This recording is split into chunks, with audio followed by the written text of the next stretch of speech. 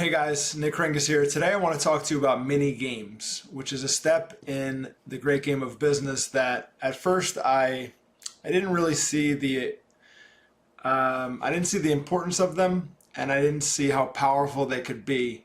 And in fact, when we first launched the great game of business at our agency, it was probably the thing that we didn't get right, the thing that we did the worst. A few things off the top of my head were that we ran too many games right away. It was hard to keep score. Like, we had a scoreboard for each one, and it was hard to keep score. It was hard to track our progress on those mini games. And at the time, we lost a few team members. Some people left, other people got let go. So a few people from each minigame left, so it kind of destroyed those minigames and they kind of just died.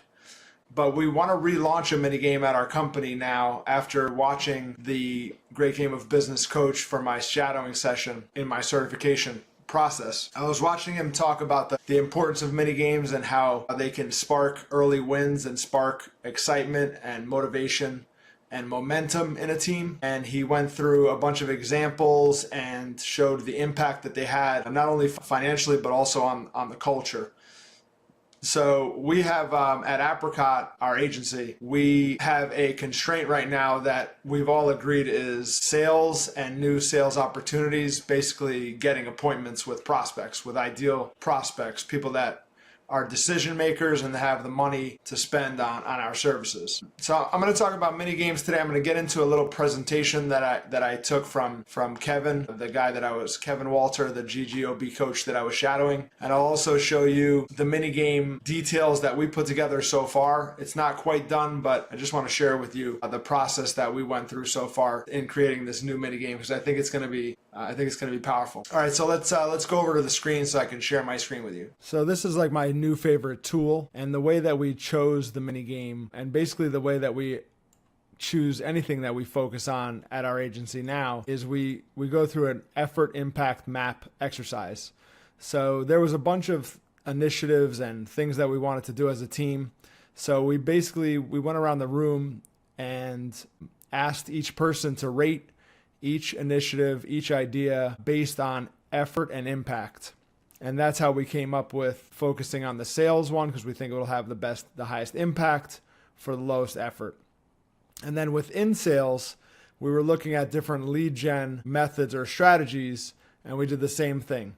We prioritized them based on the ones that had the lowest cost or effort, and that we thought would have the highest impact or the fastest impact. So that's the effort impact map. Just really good tool to use just about for anything where you're deciding on what to focus on. So then down here, let me get to the mini game. By the way, this is the Get in the Game workbook. Comes with great game coaching. Okay.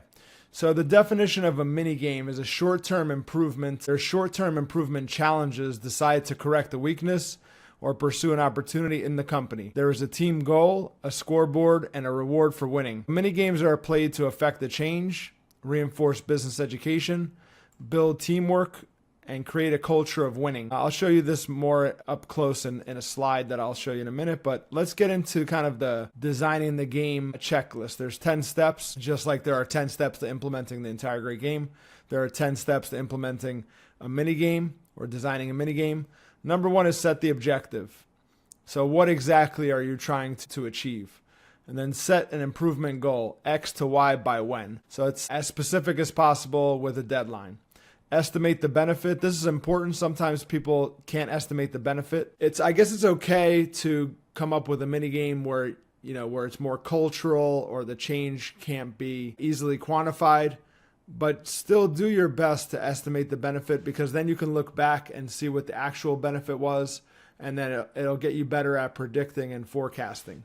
So estimating the benefit, hopefully in terms of dollars. Identify the players who will be playing.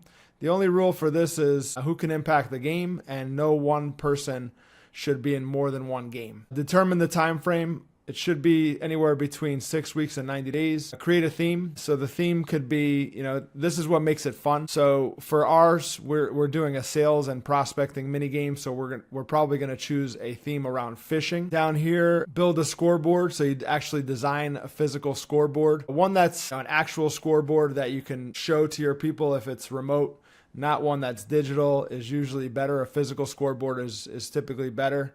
It's more fun. Decide on the rewards and determine an award schedule. So the rewards, it should not be monetary. I know that we're estimating the benefits of the game in its monetary value, but the rewards really should be something that people can look back on even years later and say, you remember that fun mini game we played. So things like trophies or t-shirts, swag, things like that people can hang on to and remember the game by are best. Play the game and then celebrate the win. So how will the win be celebrated? I'll go through the example here that they have. Select the objective, so improving productivity through operator efficiency. Set the improvement goal. They set it from 88 to 95% operator efficiency in 9 weeks.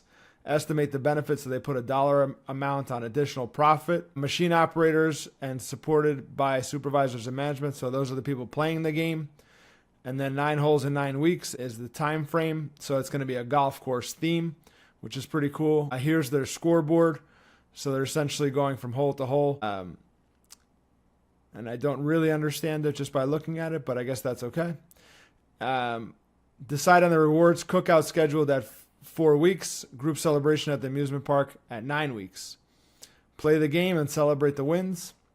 So let's now go to kind of the presentation, and then I'll show you ours. I'll go through this pretty quickly just to show you some examples. Jackstack says there are all kinds of games you can set up in a company. Avoid the ones that are divisive. The best games are those that promote teamwork and togetherness, that create a spirit of cooperation. So you don't want to pin people against each other or create competition amongst the team. You want to do it as a team, so we win as a team. A short-term improvement challenge, we already talked about what they are. This was small wins add up to big wins. So these are small, quick wins that get your team winning. This was from Tasty Catering, which was the company that Kevin Walter, the GGOB coach, used to own with his family. And through the mini game that they played, sales was up 10% in 90 days and profit was up 142%. So the mini game objective is to affect the change, systems and processes or behavioral. So you don't want to just have it as a one-time event. You want to have something that affects change long term. So these actions can stick with people. They teach people the business or something about the business. So even after the mini game is long gone, people are still doing these behaviors that you've reinforced in the mini game. Reinforce business training, build teamwork, develop a winning attitude, and rewards and gain share. This is an interesting graph. So what happens is basically the focus period after you launch a mini game. So the mini game this is the time where you're actually playing the game in this focus period. So the productivity spikes, you get the results right away. There's a spike in performance. Then there's sort of a plateau period after the game. And then, you do get a decline in these behaviors after the game is over a couple months later, but it is still higher, and the performance of the team is still higher in this area than it was even before you played the game. All right, we went through this already. Let's go through a few of the mini game examples and scoreboards.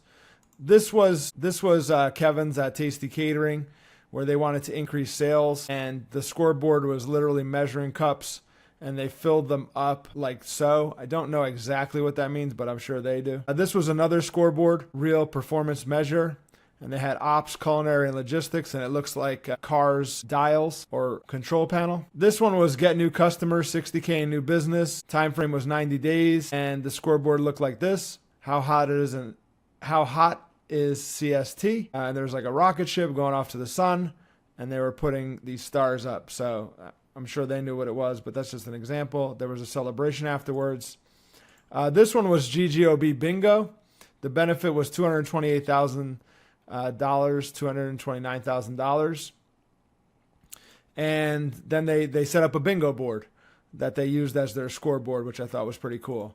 This one was GGO batter up, and the scoreboard, you see how simple it is. It was just a baseball field, and they have these baseballs going around the diamond. Lastly, I'll say this, the 3-second rule. So when you look at the scoreboard, people should know in 3 seconds whether you're winning or losing the game. Just like any sports game, if you look at the scoreboard, you'll know who's winning and who's losing. This is an example of one that I think is a little bit too complicated, where when you first look at it, you don't know if people are winning or losing.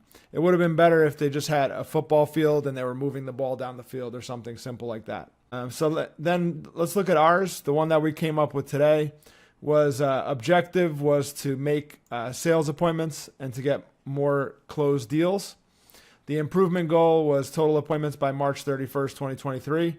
So there's 3 levels. We didn't want to just have one level, so it was either success or failure. We want to have 3 levels and 3 prizes for each level, like 1 prize for each level, and with the best prize coming with the highest level. So 15 appointments, 30 appointments, 45 appointments. The immediate benefit would be 1 new client in the first level or $3,500 in monthly recurring revenue.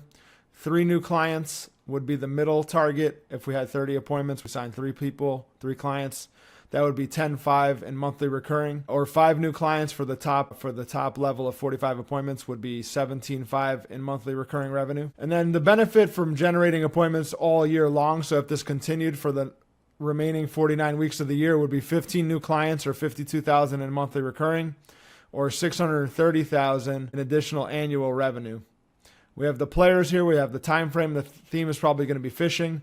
So now we just have to come up with the rewards and the scoreboard. So the scoreboard is not here. I don't know why it's not a part of the PDF, but because the PDF had it separated right here. So that's why I forgot to put it down. But so we still have to create the scoreboard, come up with the rewards, and launch the game. We're already playing the game because this is our objective for our sales team anyway, but we're just gamifying it and coming up with a scoreboard so that we can have some rewards tied to it and make it fun and something that people will remember. Okay, so that was mini game creation at our agency and what we're doing right now. If you have any questions or comments, don't hesitate to reach out, and thanks for watching.